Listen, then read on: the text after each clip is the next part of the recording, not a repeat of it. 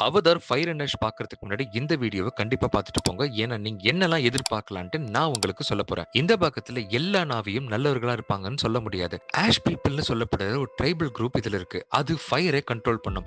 பாண்டோராவின் dark side இங்க first time reveal ஆக போறது உறுதி. ஃபயர் அண்ட் ஆஷ் டைட்டிலே ஒரு வார்னிங். ஃபயர் அழிவு, ஆஷ் அதுக்கப்புறம் மிஞ்சி இருப்பது.